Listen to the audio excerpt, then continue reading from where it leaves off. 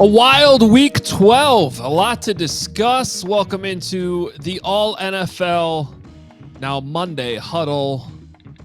We got a loaded show for you today. My name is Adam Hogue from CHGO in Chicago, joined by my buddy Bo Brack out there in the desert covering the Cardinals for PHNX. We got a lot to talk about. We're covered all across our networks today. We got Bo Wolf from PHLY joining us here in a little bit. Zach Stevens from DNVR is going to join us, and Joseph Hoyt from DLLS. One of the crazier games yesterday involving the Cowboys, of course. But I guess we start with the losers to start the show, as it was a tough day for the Bears, tough day for the Cards. Bo, how you doing? I'm good, man. I mean, when I look at this NFC West or just this NFC playoff picture, it got even murkier yesterday. I thought the Bears could play a little bit of a not necessarily a spoiler. I don't think the Vikings are any in danger here, but that Dallas win certainly put Washington in a little bit of a danger zone going forward. And we know how Cliff Kingsbury coached teams kind of fall off, especially offensively, the second half of the season. Is that what's going on in Washington? But the Cardinals had an opportunity to really kind of put the NFC West on ice yesterday, Hogan. They dropped it. Now they're in a dogfight the rest of the way. But I think there were so many opportunities yesterday for so many different teams, and they just laid an egg. Yeah, no, it's and the Cardinals were definitely one of those teams. I don't know if the Bears quite laid an egg, but they certainly found a new and interesting way to not win a football game, which they have become experts in this season. We will talk about all of it. What we like to do, though, to start the show each and every week, gives us an opportunity to also address some of the other things in some of the other games briefly. Our best and worst of week 12. I will start with my best, and just got to keep giving a shout out to the Detroit Lions, who are no longer the Lions that we had known for so many years. They are now roaring and continuing to win football games relatively easy. A 24-6 win over the Colts. But what I really wanted to highlight as the best, it is just so much fun. I tend to be an old school football guy, Bo, and I can just appreciate a two-headed running back attack. And it is so fun watching Jahmyr Gibbs and David Montgomery. Of course, Montgomery was in Chicago, and a lot of people here don't want to lose him. The Bears supposedly didn't want to either, but, you could do that by offering more money. Right. Now he's in Detroit, and they complement each other so well. Jahmyr Gibbs with the speed, some of the swift moves that he has. He can move laterally, and then David Montgomery just running guys over. He's always had that great contact balance that he runs with, and it's just fun to watch the Lions, like which guy's in, what type of styles are going to be. I really enjoy that. And then my worst, I'm going to go to the Cowboys Commanders game. Just crazy special teams game all over. But to have 3 missed field goals in the first quarter alone, one of which was blocked, and then multiple missed extra points by the Commanders, including late in the game where they could have tied it. Man, I don't know how anything else could have been worse than that. To have 5 missed kicks, it was just insane. And then somehow the Cowboys, we'll talk about it later as we get into our Cowboys segment, but they also technically returned 2 kickoffs for a touchdown. One, Turpin, went the full way with a crazy spin move after originally dropping the ball, and then they actually returned the onside kick for a touchdown later in the game too. But the missed kicks in that game are my worst, Bo. I mean, Washington's now lost 3 straight, and they've got a pair of feisty teams on deck. Like, they take on Tennessee and New Orleans. Now, on any given week, they can be terrible, but what we saw from Tennessee and Will Levis yesterday was signs of life with a little pesky win over the Houston Texans. But if I'm looking for my, tip of the cap, it's to the 2 teams, not Jacksonville, but the other 2 teams in Florida. I mean, with Tampa Bay and Miami, and Miami's won 3 straight now, and Tampa Bay taking business against Tommy Cutlets down there in the Giants, and Baker Mayfield going off for 30 burger, and he's giving his homage to Tommy DeVito down there. Look out for the Bucs in their upcoming schedule, because it is as bad as it gets. I mean, it's like Indiana Hoosiers style Big Ten, non-conference opponents.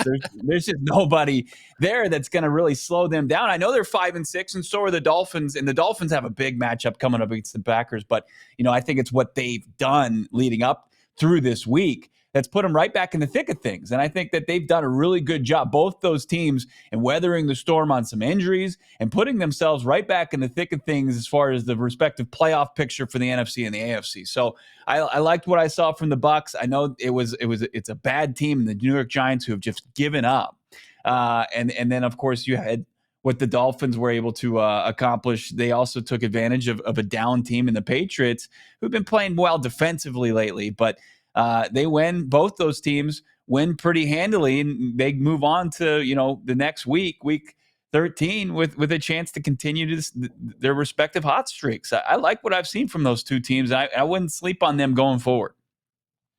I'm with you on the Bucs. I think you look at I think they're a better team than the record indicates, and you certainly look at the schedule, and you feel like that they can still sneak in. They're certainly going.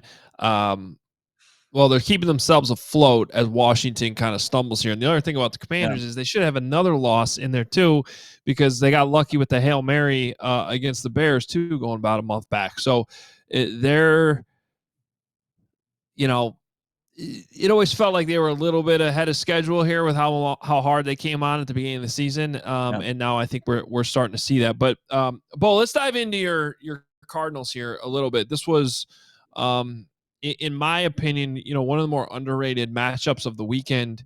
I'm sure, you guys certainly knew how big it was, but sometimes it gets lost in the shuffle. You realize with this NFC West, the way it's been stacking up, this was a huge game and a huge opportunity, as you pointed off the top, for the Cardinals to go into Seattle. If you could pull off that win, it really would have put the Cardinals in the driver's seat. Instead, to only score 6 points, terribly disappointing. Shout out to Mike McDonald, obviously, in that Seahawks defense, which, there's certainly been plenty of signs this season that's something that's sustainable in Seattle, and it's certainly why they hired him. Now all of a sudden you look at the standings, and the Cardinals are on the outside looking in. That's just in real time right now, but technically, Seattle has the tiebreaker in this moment in the NFC West. The Cardinals sitting behind Washington as the 8th seed right now in the playoffs. So sort of a visual look, too, at how big of a game that really was yesterday. Yeah, it was a massive misstep, and it wasn't just a matter of they were on the losing side and they just kind of pick up the pieces and move forward. They were dominated by the Seahawks defense, and I think that's a key point going forward. You talk about Mike McDonald, who came over from the number 1 defense. He was the DC for the Ravens last season, and they were a little bit slow out of the gates. And I think after their bye week, after beating and scrapping and clawing their way past the 49ers with the dramatic win last weekend, I think their defense has really found its way under McDonald, and they've got 2 top 5 picks, Hogue, who are balling out. Like Devin Witherspoon from Illinois, made an incredible play to force Kyler Murray into that moonball pick 6 interception from Kobe Bryant that pretty much put that one in the bag for the Seahawks. And a tremendous play from Witherspoon, top 5 pick, and then a really kind of turning the clock back, a top 5 pick from the Giants a couple of years ago. Leonard Williams was a game wrecker yesterday. Like, he started find his way. And I think on all 3 levels of that defense, they've got playmakers. Like, is Ernest Jones, after, him kind of going and playing, musical chairs with his teams from the Rams to the Titans and now up there in Seattle, Is he going to play the role of like Roquan Smith in his rape from McDonald's Ravens defense last season? It looks like he's kind of steadied some things over there. And I don't think you can kind of overlook the Seahawks just because of their defense. Smith's fine. He threw a crucial red zone interception that put them in a tough spot, kind of opened the door for the Cardinals to get back into it. But the Seahawks kind of changed my mind of who they were. I think that they're legit and they're not going to go away for the remainder of the season. As for the Cardinals, just a brutal misstep. It was a bad time to no-show offensively after a couple solid weeks that they were able to string in a row, from Miami to against your Bears to against the Jets. I know those are some teams that have struggled mightily, but you thought that they would have been able to show up more so than just 2 field goals from Chad Ryland, Kyler Murray and crew. They're going to have to figure it out on the fly. They're going to have to figure it out quickly on the road next week against the 9-2 Vikings team. I think, I'm not counting the Cardinals out here, but they're going to have to put it together really quickly, get that downfield passing attack back on track, and they get this run game against the really stout run defense coached up by Brian Flores in order to kind of keep themselves from having to play too much catch up in the final stretch of the season. They've got a chance post Minnesota, Hogue, to take on, a Patriots, a Panthers team back-to-back weeks to string together some wins, but they got to do some work beforehand to where this thing doesn't get too far out of their reach. Yeah, and if we thought this game against Seattle was big, just wait till 2 weeks from now when they match up again, especially when you look at the schedule last week. Obviously, a tough game for the Cardinals to go to Minnesota. Meanwhile, the Seahawks, they get to play the Jets. Now, they do have to fly across the country to go do that, and then back that up with another road trip to Arizona. But it just seems like, if these games this next week go the way that they'll probably be, favored in Vegas, that's an absolute must win then in 2 weeks against the Seahawks. In Arizona at home. Right. And you're going to have to correct some things. I mean, it just felt like it was a one-sided affair yesterday. It was a nice defensive battle in the first half, but it was just there's no ways around it. It was a no-show for the offensive side of the football. And for this Cardinals team where the expectations were that was going to be the strength, and for the defense to have kind of done some things that you're encouraged by, just giving up 1 touchdown in the last 12 quarters, for them to come out of that with a loss and now don't have that stranglehold on the division any longer and have to win some really key games going forward. It's you got to look to Kyler Murray, who's making $46 million this season, kind of pick up the slack there. It's going to have to happen if they want to go to where they want to go. They no longer can kind of put it on cruise control the rest of the way, and which is good. I think that for year 2 in a rebuild, they can facing this type of adversity is good for them, but they're going to have to come meet the challenge and play a little bit better absolutely play a lot better than they did yesterday on the offensive side of football. And James Conner, it's one of those things at 29 years old where you thought, hey, it's a slam dunk. This guy is an absolute extension candidate. 49 yards total on the ground from the Cardinals rushing attack. They didn't have that much against the Jets last week. Like, is that something to be worried about going forward? Because if they don't have that balance, this passing attack hasn't done enough to give you confidence that, they're going to be able to keep it going down the stretch of the season. All right. Now, I'm seeing a lot of comments in here about how it's tough to be an Arizona sports fan. I'd like to take you to Chicago for a moment, where the Bears have now not won a football game in 42 days. They've managed to just find new and interesting ways to lose these. Obviously they had the Hail Mary blocked field goal last week against the Packers, and then again this week they lose on the last play, but this time after being able to force overtime was sort of an incredible comeback at the end of the game by Caleb Williams and an onside kick that they actually recovered. Feels like we never see that anymore in the NFL. And Caleb whistles one to DJ Moore to get in field goal range. And you're like, is there any way this kick can go in? Because they had another one blocked early on in the game. This has become a theme, and Cairo Santos makes it to go to overtime. But then the Vikings kind of just go right through the Bears defense and get into field goal range and win the game. So another tough loss for the Bears. Bo, I'm just kind of curious from your perspective, things seem to get a little dicey there with Caleb Williams for a few weeks. Now the last 2 weeks with a new offensive coordinator and Thomas Brown seems to be back on track. I mean, honestly, yesterday, as much as this hurts for the Bears to lose another game, he was outstanding, and some of these throws he made were incredible. So I think everybody right now is still feeling pretty good about Caleb. Yeah, isn't that kind of what you tune into week by week now going forward for the Bears is to kind of check in what the latest is on Caleb? Like, is he showing signs of being the guy? And I think yesterday he answered that with an emphatic yes with the 340. You know, he took a brutal sack, I think, what was it, down the stretch there, but outside of that, he looks really good. I think he looked the most comfortable he has throwing from the pocket all season long, and that's a definite sign that you want to see from the young man after what I witnessed, you know, the last 2 weeks, one in Arizona and in the week previous to this one, where he just seemed like he didn't want to stay in the pocket. He stayed back there and made some great throws, Hogan. I think that's a definite sign of encouragement for Bears fans. I saw on you guys just posted that he's surpassed the rookie number for passing yards. That's a step in the right direction.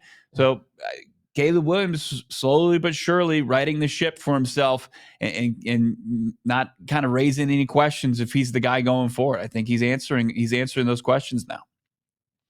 Yeah, breaking the Bears rookie quarterback passing record. Not exactly one of the greatest records of all time.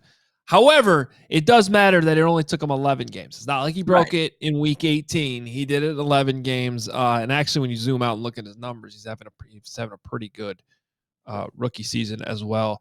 To your point, though, really bad sack he took in overtime. However, a little bit more context. I think there might be more to that story. It seemed like maybe his check down option didn't do what he was supposed to do or something there. So, but still, you want to flush out, throw the ball away if it's not going to plan. Pretty much the only blunder in what was otherwise an outstanding game for Caleb Williams. But unfortunately, the Bears managed to lose again. All right, we big game last night involving the Eagles. We know PHLY excited about that result. So we're going to bring in Bo Wolf here in a minute. But first, Bo's going to tell you about game time. Yeah, as the games are heating up, of course, you're going to want to look for yourself to get some tickets to maybe a Cardinals game as they fight for the postseason. Or if you want to go check in, get eyes on Caleb Williams as he makes his run through his rookie season. Game Time is the app that's going to get you there. It is the lowest prices guaranteed for all the events you're looking for. It's just not sporting events. I mean, I'm looking here in Phoenix. Sure, you've got the NBA Cup, Lakers, Suns. Would love to see that. You can get in the door for $94. You got WWE Monday Night Raw. You've got some great concerts. Probably want to see like Trans-Siberian Orchestra right now. Get, you know, the reason for the season. Game Time's the way you're going to get to all these events, and you're going to get there at the price that you're going to want to pay. You're not going to see any, you know, huge, you know, extras as far as when you're going to check out their Game Time guarantee. You're always going to get the best price. If you find the tickets, same section, row for less, Game Time's going to credit you for 110% of the difference. You can check it out. They've got the job loss insurance as well. You lose your job, you need a refund. Game Time's there. Event cancellation protection. It's all there with our friends over at Game Time. It's the lowest price guaranteed events cancellation protection. Download the app today and utilize the promo code ALLCITY, and you're going to save $20 on your first checkout there. Game Time, lowest price guarantee. What time is it? Game time. That's right. Now it's also time to go out to Philadelphia as we bring in our guy, Bo Wolf. You can follow him on Twitter at Bo_Wolf. It seemed like kind of a possible tough game for the Eagles last night. You had the Sean McVay, Vic Fangio rematch storyline and everything. Thought maybe the Rams might be able to pull off an upset in this one. And no, the Eagles kind of did what they've been doing here as of late and sort of cruised to a big 37-20 win out there in SoFi. Bo, before we get into some of the specifics, just tell us a little bit about, I don't know, what your mindset was going in this one. If you thought this was going to be, maybe tougher than the results indicated. And meanwhile, Saquon Barkley just keeps doing some incredible things. Unbelievable, Saquon, and we can get to that, whether you guys think that he belongs in the MVP conversation. But to me, the most interesting thing in this matchup coming in was that little chess match between Sean McVay and Vic Fangio. And Hogue, I know you know a lot about that, dating back to 2018 when Fangio sort of laid the blueprint to stopping that Rams offense. And you could tell that like Sean McVay had been waiting and waiting for this game for so long. And the first two drives, the Rams drive right down the field. It's like 9 yards per play. They don't even face a third down. They do fumble the ball away on the first possession in the red zone, but then they score a touchdown after that. And so you're thinking, okay, maybe McVay is getting the better of this rematch. And then very quickly, Vic Fangio shuts it all down. It's 3 straight 3-and-outs after that. They completely stifle the Rams offense thereafter. And part of it, there's a little bit of poetry to it, was bringing Zach Bond down to the line of scrimmage as sort of an overhang defender, putting an extra guy on the line of scrimmage, which is what he did back in 2018 to help stop that Rams offense. And so I think that Sean McVay is going to be having these Vic Fangio nightmares for a long time coming. This Eagles defense looks like one of the best defenses in the league. They have answered every test so far, and they have faced a lot of really good challenges on offense, different kinds of offenses. Now, next week, they'll play Lamar Jackson and the best offense in football, so we'll see how they do there. But they did lose Brandon Graham last night to a season-ending injury, which is a huge deal for them. He was playing at such a high level at 36 years old, also like the mouthpiece and the heart of that locker room. And so that's going to be a big challenge for them because they also lost Bryce Huff to injured reserve, short-term probably, last week. So they're very thin on the edge right now. But other than that, I mean, Jalen Carter is playing at an unbelievably high level. He was double teamed like 80% of his pass rush snaps last night. The other guys are taking advantage of that in the one-on-ones that they're getting. And then the secondary and the linebackers are playing at a level that Eagles fans are not accustomed to. Cooper DeJean and Quinyon Mitchell have been awesome as rookies, and the linebackers have been an unbelievable surprise as well. So the Eagles defense, even before we get to Saquon Barkley, has been sort of the story of the season for Eagles fans. I mean, then it makes this offense that, they turn over the ball on downs to end the half, but that, was ending awful. That outside. It was a weird play, but outside of that, just one punt. And then they've got 7 scoring drives that they put together. Every time I looked up at my TV, they're marching down the field. Saquon Barkley's getting chunk yardage. What's impressed you? What has kind of gotten this? Is it just as simple as Saquon has gotten going and this offense gets going? But it's certainly put Jalen Hurts in a really great spot for success throwing the football with what Barkley's doing on the ground. Yeah, it's funny because this team is built and is succeeding so differently than the way that Howie Roseman usually builds his teams. And there's a bit of irony to it because on defense, usually they're built defensive line first, second, and third, and then figure out the rest. And this team is winning on the reliance of its back seven. And then on offense, the running game, they care about the running game because they have one of the best offensive lines in football. But for so long, that has been sort of a turning table of running backs who didn't really matter. And the theory behind signing Saquon Barkley for the Eagles this offseason was they wanted somebody who could turn what was blocked for 5, 6, 7, 8 yards into explosive plays. And you saw 2 70+ yard touchdown runs from Saquon Barkley last night. He's got 5 runs this season of 50 yards or more. He is absolutely doing that.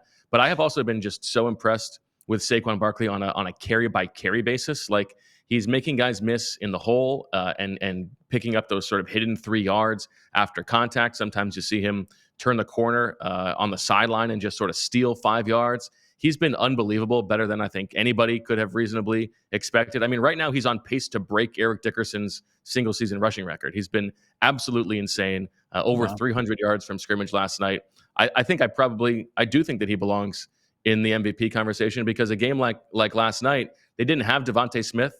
And so A.J. Brown is like the only relevant guy in the passing game getting targets, had 6 catches for over 100 yards. But the next highest receiver was Jahan Dotson, who had 1 catch for 4 yards. So this offense is not built around its passing game. It's built around running and defense, which is not something that Howie Roseman is usually accustomed to. Yeah, I want to chime in on that conversation because I'm all in on Saquon Barkley for MVP right now. Now there's plenty of season left. We'll see how this plays out. But I personally, I just hate how much of the quarterback award this has become. I get it. more times than not a quarterback should win this, but that doesn't mean they should just automatically go to a quarterback every year. And what Saquon Barkley is doing right now, if Saquon Barkley can't be, the front runner for MVP right now, then it'll never be any other position, because he's already set his career high in rushing yards through 11 games. He's already at 1392. That's his career high. And beyond just what the numbers say, which is incredible. Eric Dickerson's, he's on pace for that. I don't know if he'll get there, obviously, but if he can keep this up with the pace he's going, because he's also he's not quite to career high in attempts, but he'll probably be there within a couple games here. So you worry about, longevity. Does the season start to wear on him? We'll see. But if it doesn't, then that's even more reason why he should be the MVP this season, because at the running back position, where you're taking a beating every single week, I guess, unless you're Saquon Barkley, because you're just kind of breaking tackles and getting away from everybody and running free. You got to be tired after all those long runs, though. Well, right. But then you take into what I always like to talk about when it comes to the MVP award, which is just how valuable this player is to the team. We were talking about this on this show like a month ago. Like, what would the Eagles be without Saquon Barkley? Now, the defense, to your point, Bo, has turned the corner, and now it's kind of a different conversation on that side of the ball. I think they're more of a complete team. But earlier in the season, before that kind of all started to happen, we were like, man, Barkley is carrying this team right now. So I think even just in terms of value, he's making sort of the intangible case for MVP beyond just what the numbers say. Yeah, I agree with you. And to me, it's probably like a 3-horse race with Josh Allen and Lamar Jackson, I guess. But I think he absolutely deserves to be one of the front runners. This Eagles team would not be in good shape without Saquon Barkley. The passing game itself has just been above average, not elite, and certainly not good enough for them to have reeled off 7 straight wins. What's so impressive about Saquon is I think your point about him holding up despite the workload is totally spot on. And you're probably worried as an Eagles fan about what that could mean for January, what that could mean for next season. But the way that he is, he doesn't look any worse for wear right now. And he has been both sustaining for the offense. He's what helps them move the chains on like a drive-by-drive basis. And he's their best ticket to an explosive play. It's not just sort of a ground and pound all volume. I mean, he's averaging 6.2 yards per carry. That's the second most for any running back this decade, with at least 200 carries. So it's efficiency, it's explosiveness, it's everything. He is absolutely the key to the Eagles offense. I think, I mean, if you ask guys in the building, they are blown away that he's been this good.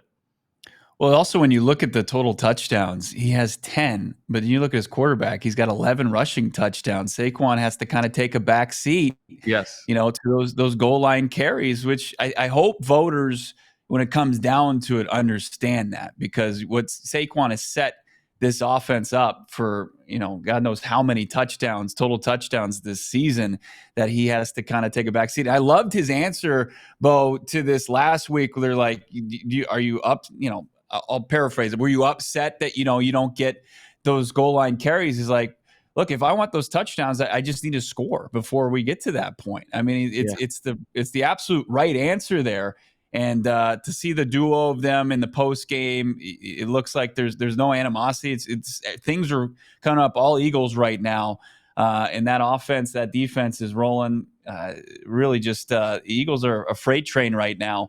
When you look at this remaining schedule, they're keeping themselves in the thick of this. What do they need to do to kind of lock in potentially that top seed in the NFC? Yeah, so the potential tiebreakers with the Lions are going to be a little bit tough for them. If it's, let's say they both end up at 15-2, so the Eagles win out, which would be wild. They'd end the season on a 15-game winning streak. They need the Lions' loss to beat the Packers, because that's the common opponent they have that the Eagles beat. It was a big win for the Eagles yesterday. The Rams game was a big one. Now their next couple games are Ravens, and then Panthers, and then Steelers. So if one of their losses for the Eagles comes to the Ravens or Steelers, that's an AFC loss. It's not so bad, and that could bode well if it's a 14-3 tiebreaker for the Eagles and Lions. But the Lions, to me, I don't know if they look like they're going to lose 2 games, but you sort of knock on wood if you're a Lions fan. But I think right now it's pointing towards a 2 seed, but it's certainly not out of the question for the Eagles to get the top spot. All right, Bo Wolf, great stuff on the Eagles. You guys got PHLY Eagles coming up here at the top of the hour? 2:00. Zach just got in from his red eye from LA, so we are ready to go. Ooh, get that caffeine rolling. That's right. Make sure you check out our Eagles show coming up at the top of the hour as soon as we are done here. Bo, thank you so much, man. Thanks, guys. All right, and as we go from a team locked into the playoffs to another one of our all-city teams trying to make it in as well. On the AFC side, though, the Denver Broncos currently in the 7 seed with a big win yesterday. Bo Nix continuing to do what he's been doing all season, an impressive rookie year as he is firmly in contention for the Rookie of the Year award. We bring in Zach Stevens now, who covers the Broncos out there in Denver for DNVR. What's going on, Zach? Looks like he's muted. Oh, man. Yeah, I think you're muted, Zach. Still muted. Still muted. Here, while we figure that out, Zach, I'll run through a couple of the details from this game, Bo, because 29-19 win for the Broncos as they moved to 7-5. This game, though, was kind of tighter than maybe the final score indicated. The Broncos did cover, but this, there was some defense being played early on, and it was Brandon Jones who came up with a huge interception on Gardner Minshew in the second half that sort of flipped the momentum and really was a key play to get the Broncos rolling. Do we want to try Zach's audio here again, Zach? Still not working. All right. He's going to try one more thing as we but meanwhile, I also want to point out, Bo Nix to Cortland Sutton twice, a couple nice throws again. Yeah. And in the crazy special teams plays all around the league yesterday, the Raiders did successfully fake a punt in this game too. Yeah, the Bo Nix. Am I back, guys? There he is. There we go. Zach. We got you now, Zach. All right, fellas. Yeah, you guys are right. I mean, this game was a wild game for the Broncos. The 2-8 Raiders facing the Broncos. This was a must-win for the Broncos. You can't fall to a bad team like the Raiders. In the first half, it was dicey. In the first half, actually, the Raiders had their biggest halftime lead of the season. It was only a 4-point lead, but still, I guess that's a win for the Raiders. And the Broncos were just stuck to kicking field goals in the first half, and then they turned it on in the second half, and it really started with Cortland Sutton, who just took off in the third quarter. He had almost 80 receiving yards in the third quarter alone. And guys, with Cortland Sutton, a little fun fact here, especially for any fantasy owners around the NFL. In the past 5 weeks, no one has more receiving yards than Cortland Sutton. In the entire NFL, he has almost 500 receiving yards in the past 5 weeks. He is really helping Bo Nix out. Bo Nix is really helping him out. And what I wanted to say when I joined you guys was I love that we're talking about one MVP conversation, and now we're talking about a Rookie of the Year conversation. Things are looking good for the awards in the All-City Network. Looking very good. I mean, Kyler took his name firmly out of the MVP yesterday, but we won't talk about that. It was a very nice week to kind of say, has he entered the chat? No, but Bo Nix continues to add to his Rookie of the Year campaign. But let's stay with Cortland Sutton because, this was a little bit the offseason. Cortland he was kind of at odds a little bit with the organization. He restructures his deal, but he seems to be he's emerged as one of the more quarterback-proof wide receivers in the league right now. I mean, he no matter who's throwing him the ball, he seems to be productive and make plays for his team. What are the kind of the main reasons for that, Zach? Oh, it's such a good point. And one of the things about Cortland, he's a 90-10 guy. And what I mean by that is he's not a 50-50 guy. When you throw the ball his way, it's 90% going to be caught. He is just such a good athlete, and he's so good. Even when he's covered, Bo Nix can throw the ball up to him, and he's going to come down with it more than not. Like I said, just a dominant quarter in the third quarter yesterday, almost 80 receiving yards. And he had 2 touchdowns in this game. And the first one, he told us after the game, he said, yeah, they put me one-on-one coverage, and it was, okay, you're going to do that? We're going to challenge you. and Courtland went up and got the ball there. And it's going to be interesting with Courtland Sutton after this season because he's on track to have his best season as a Bronco. And like you said, before this season, he wanted more money. He's only about $15 million per year receiver. We obviously know the receiver market's up to $35 million. Is he that $35 million guy? No, probably not. But he's going to want almost double his pay after this season. He's still under contract for one more season. It's going to be really interesting because him and Bo are developing a relationship that you don't want to let Courtland Sutton go. So I think Courtland Sutton's earning himself a lot of money and also being very, very key to this Broncos success right now. You look at Bo, the Broncos, after a slow start, Bo and the Broncos are 7-3 after their 0-2 start this season. So another award I want to bring up, and there's some stiff competition for this, but when I look at the Broncos and what expectations were for this season and what he's doing with the quarterback, I mean, Sean Payton has to be in consideration for Coach of the Year, too, I would think. I mean, it's been a pretty quick turnaround, and I know the conversation we're having here in Chicago a lot is, and it continues to blow my mind all the years I've covered this league, that teams don't seem to understand this or they balk at paying coaches. Coaching matters in football more than any other sport, and it's so obvious each and every week in almost every single game. And so the Broncos go out, they make that huge move, they trade for Sean Payton, and now you're seeing the dividends. And so I guess where do you guys right now in that conversation put Sean Payton for possible Coach of the Year? I don't know if he's going to win it, but he should definitely be in the conversation. 100%. I completely agree, Adam. He should be a finalist for this. Obviously, what Dan Quinn's done to the start of the season had him as the front runner, but now he's kind of taken a step back, just like Jaden Daniels has taken a step back in the Rookie of the Year conversation. And Sean and Bo are climbing up that ladder right now, but he should absolutely be in this conversation. Look, guys, this was a team that ESPN had as the second worst roster in the NFL entering this season. Pro Football Focus had them as the worst roster in the NFL. Vegas over-under was 5.5 wins for this team. They surpassed 5.5 wins with 6 games left in the season right now. They're a game and a half up on the final wild card spot. This is a team now that is favored to make the playoffs for the first time since 2016. Again, with the worst roster in the NFL, according to some national media outlets. Now, maybe they misjudged that, but also Sean Payton has done such a fantastic job, and credit to his coaching staff, which obviously he gets credit for because he hired Vance Joseph, has taken this defense from being good and talented to being absolutely elite.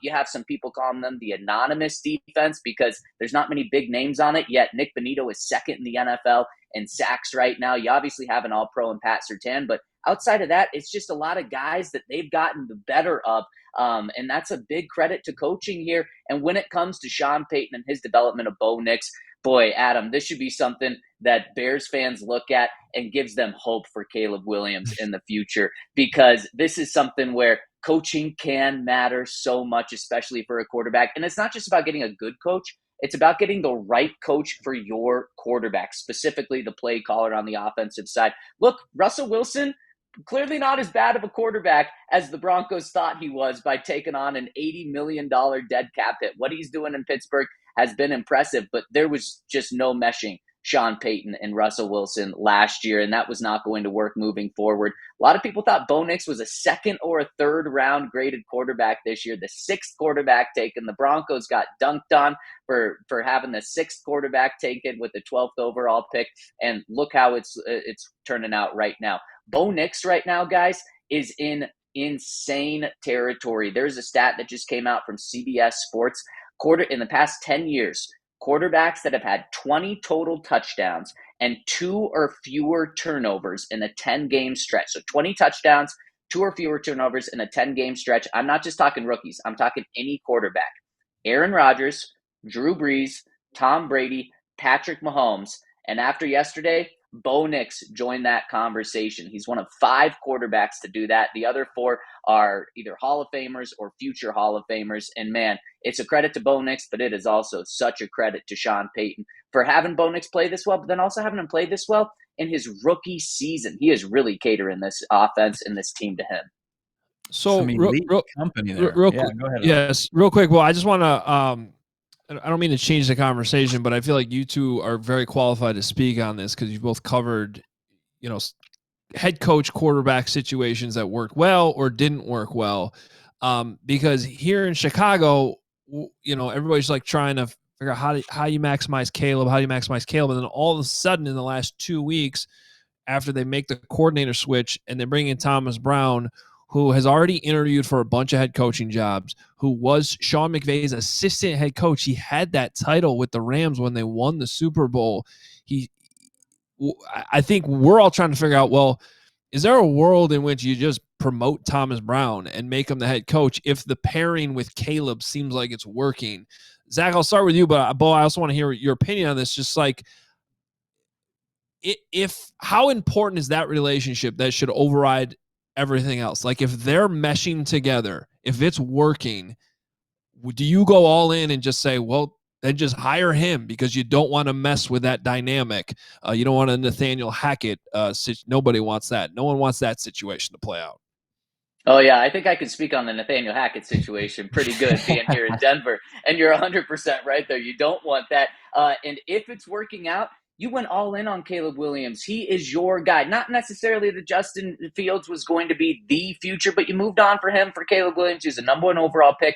And if they are meshing, then you do that. Now, you interview other guys, but you 100% do that because you look at what is successful with these head coach and quarterback pairings, and that outside of the Cincinnati Bengals, if you have your quarterback playing well, you are going to be a playoff team. And this Bengals team is such an outlier, not just this year, but in the history of football, specifically the last 10 or 20 years when quarterback play has been even more important. You have that quarterback playing well, then that is your future and you will have success. So if it's really that good of a connection, you have to give that a very serious consideration. Yeah, I'm going to pass on this. I think it's important, obviously, for the development of Caleb Williams, for him and Thomas Brown to continue to build on this season. But, give him an interview, sure. But I think that the Bears maybe set their sights a little bit higher as far as just kind of the leader. The leadership qualities is for that you look for from the head coach. And I don't think it necessarily has to be an offensive guy like what we've seen here in the desert. Jonathan Gannon has a defensive background. He was able to set up an infrastructure to surround Kyler Murray for success from a roster standpoint, from a play calling standpoint, and found his OC and Drew Petzing that I think overall you would say is a success. If Brown can continue on as their OC, if the new head coach likes Brown and they mesh well, I can see that relationship continuing. I just think it's a little far-fetched to go from passing game coordinator to OC to head coach. I don't know if that path has ever been successful at the NFL level. It seemed to me that could be a little unprecedented. Wasn't that Kevin O'Connell, though? And I think he's having a ton of success now. Just because one guy's done it, Bo, to be totally fair to you, doesn't mean that it's just going to work because some guy's done it in the past. Right. Well, we might see that climb possibly by Friday.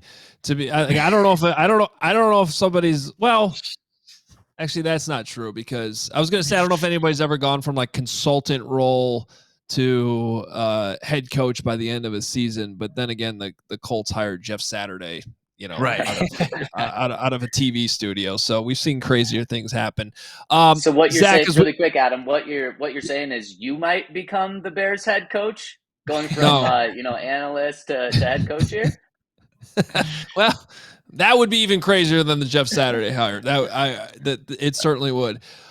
Zach, let's as we let you go here on the Broncos, tee us up just here on what's remaining for Denver to hold on to a playoff spot, because I think right now your guys' mentality's got to be, man, if they make the playoffs, that's a successful season.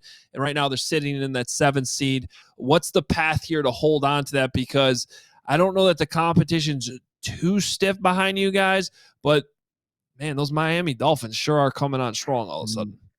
Man, that's a scary one right here. And Bo Nix is playing tremendous football. But when Tua has played, you talk about head coach and quarterback just being on the exact same page. Mike McDaniel and Tua are just a perfect match for one another. And when Tua plays, the Miami Dolphins are absolutely fantastic. And now they're a game and a half back of the Broncos.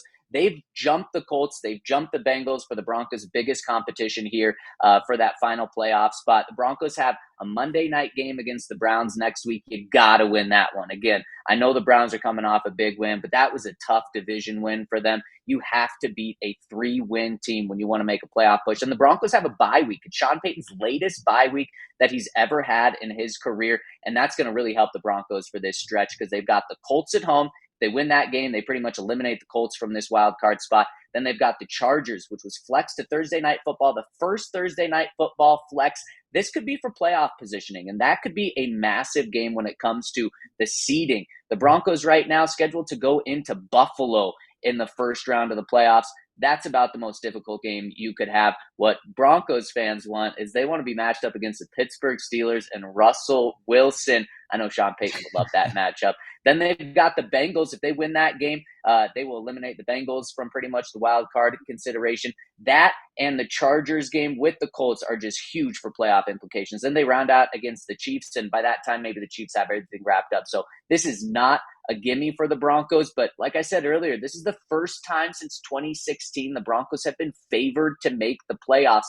And boy, have expectations changed in Denver quickly. This went from, okay, maybe the Broncos can have a winning season to now it's like, okay, we're in a playoff spot. Don't blow this right now. Zach, great stuff, man. It's going to be interesting to watch that all play out again as the Dolphins come on strong. But, you know, the Sean Payton keeps getting the job done with Bo Nix there in Denver. Appreciate you, man. Thanks, fellas. All right. As we now move to one of the crazier games that played out yesterday, the Cowboys and Commanders in Washington. I mean, so many just bizarre plays, special teams plays, really from start to finish. I mentioned it earlier in the show, all the missed kicks that were going on early in the game, late in the game, kick returns. It was wild. So we bring in Joseph Hoyt now from DLLS to tell us how the hell the Cowboys beat the Commanders yesterday. The Commanders were 11-point favorites in this game. Yeah, that was exactly how the Cowboys drew it up. You know, they envisioned just an 86-yard touchdown by Jaden Daniels. You got to rely on Austin Seibert to miss those PATs. Man, it was crazy. And, you know, it's funny, the mood here, it's funny what a win can do because the mood, I'm at the Star right now, the Cowboys facility. They had lost 5 in a row going into that game. The mood here is just so much different today on a rare Victory Monday here in Frisco, Texas. But that was insane. I think the big thing the Cowboys were able to do was just stay in the game long enough to kind of actually run their offense a little bit. You know, you've seen them get the doors blown off them so many times that they'd really gone away from their scheme and their offense and kind of went into more, hey, Cooper Rush, throw the ball 55 times, you know, last week against Houston. This time they were able to stay in the offense, let Rico Dowdle run the ball, and just do enough, frankly. And honestly, I think, you know, the Cowboys won that game, but Washington definitely didn't do themselves any favors. No, they didn't. They certainly shot themselves in the foot several times. And you go from being a double-digit underdog. I don't know what the spread's going to look like come Thanksgiving. They should be heavily favored against the Giants. Chance to get back-to-back wins here. What would that do for the Cowboys going forward?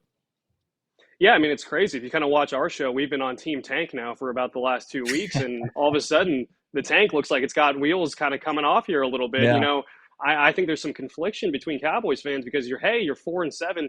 Yeah, you got to win, but I mean, man, what a loss would have done for your draft position and maybe the chance to get Travis Hunter or something out here, you know, pair Abdul Carter with Micah Parsons. But now they're in this weird boat, though, because, yes, they got the Giants at home, who they have dominated of late. You know, that should be a win. Then you'd be 5-7 with 3 games coming up against teams that are very beatable. You know, you have the Cincinnati Bengals, who are definitely fighting for an AFC wildcard spot, but beatable. You got the Carolina Panthers, who, unless Bryce Young does what he did yesterday, should be pretty easy to beat. And then you got the Tampa Bay Buccaneers, who are a pretty good 5-6 team right now.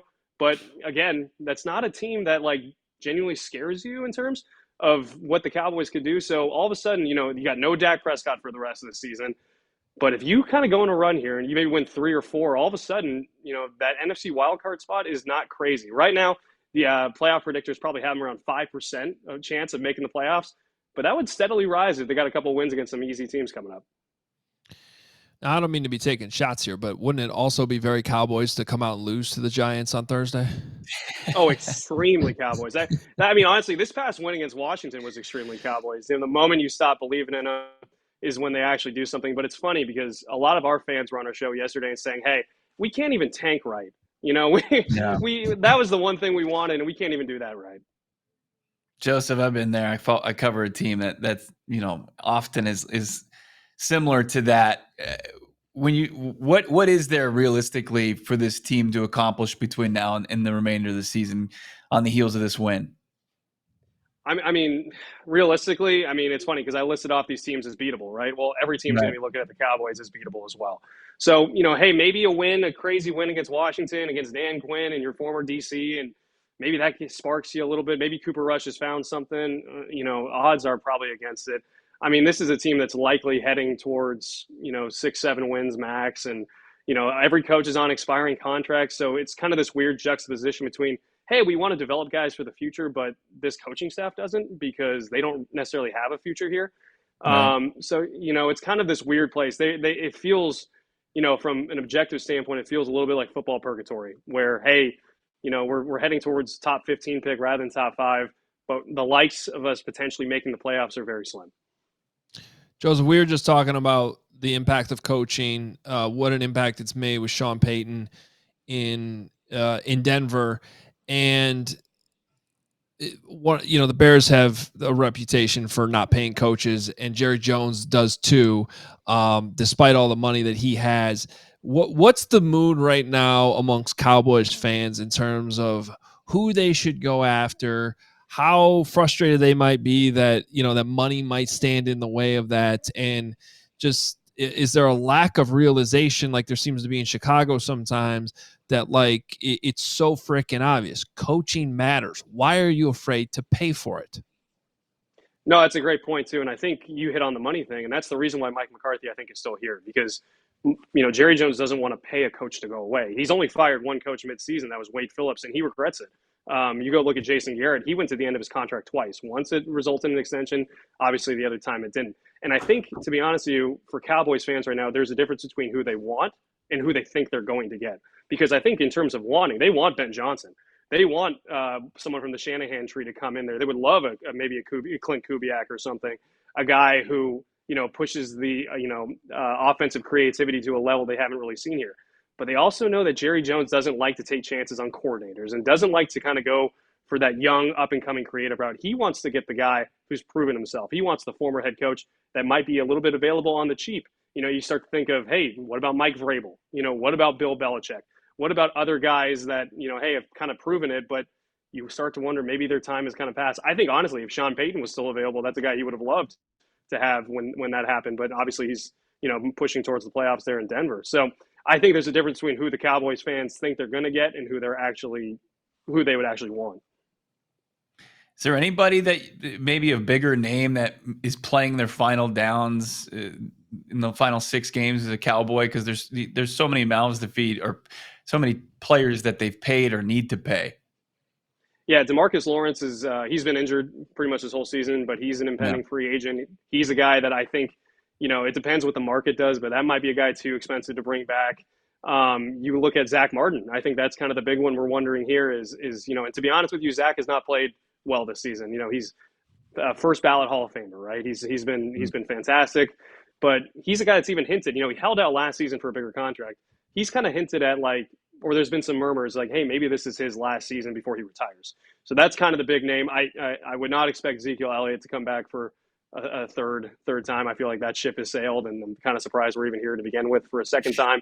But yeah, that's kind of the big names. They looked at this season, to be honest with you, I think as a way to kind of get their books right, kind of go a little bit on the cheap. And I think that hopefully that they're seeing some benefits of that next season before they have to sign Micah Parsons to an extension.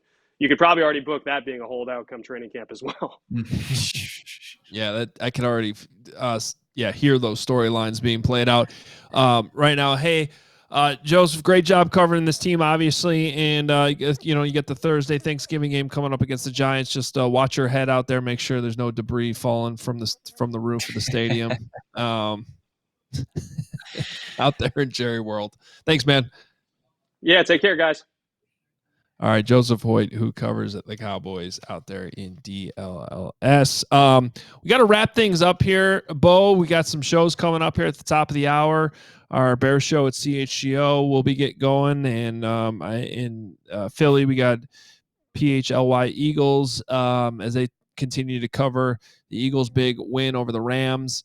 Anything else you want to hit on here from around the league, though, before we get out of here? Look, I mean, this playoff picture continues to kind of materialize. Teams take a step forward, teams take a step back. Things are just heating up. I mean, buckle up right now because this is going to be fun to watch play out over the next 6 weeks. Talk to Zach Stevens. You got the Broncos. They don't have the luxury of an AFC West, title because nobody's going to take down the Chiefs. They squeak one out against a feisty Panthers team. You've got, just a couple teams in the mix in the AFC, but nobody's going away. And then this NFC picture is just, it feels like there's so many teams still, a lot to play for as we turn the page after tonight's Harbaugh Bowl, which is big in the AFC as far as the Ravens and Chargers. But it's been a fun season, and it continues to get even nuttier going forward here. Yeah, and I feel like this, week 12 is a reminder that it is the NFL and anything can happen. Cowboys beat the Commanders. The Titans went into Houston and beat the Texans out of nowhere. That one was very surprising. And then even going back to Thursday night, the Browns getting the win over the Steelers too. So there were a bunch of sort of wacky results to go along with plenty of chalk. But even the Panthers somehow pushing the Chiefs to the very end of that game was shocking to see. So it is the NFL, and crazy things happen. Absolutely. I mean, look, the Bears pushing the overtime against the 9-2 Vikings team. That's something I got to pick your brain on, maybe even off air. Is like, what do we buy into 9-2 Vikings? I mean, I know they do a lot of things well, but are they as good as their record shows? And the Cardinals, they got a tough game on tap against them next Sunday, a game on Fox in the afternoon window. That's going to be a big game for the Cardinals. If they don't show up, they go back to 6-6 when they were in the driver's seat a week ago. Yeah, looking forward to that next week. That'll give us a good opportunity to probably talk even more about the Vikings, who do deserve some attention. Kevin O'Connell deserves attention. Speaking of Coach of the Year, I mean, you see what he's doing there, that he's somebody who's got to be in the conversation too. And I guess that's sort of the theme of today's show. Coaching matters, and it continues to show up around the league. Hey, two good coaches tonight. Monday Night Football, the battle between the Harbaughs. I know I'm excited for this one. It's always it's good to have this matchup back in the NFL. In my opinion, it's been too long. Ravens going out there to the Chargers, and obviously that would be a huge win for the Chargers if they can beat a good Ravens team at home, where suddenly there's fans. I don't know if you saw last week. It's like, oh, wow, look, this place is actually full of Chargers fans. This is weird. And I'm sure it'll be like that tonight as well. Jim Harbaugh gets people juiced. You see it. It's playing out. I think way ahead of schedule. Man can coach up some football. Can't wait for tonight's primetime game.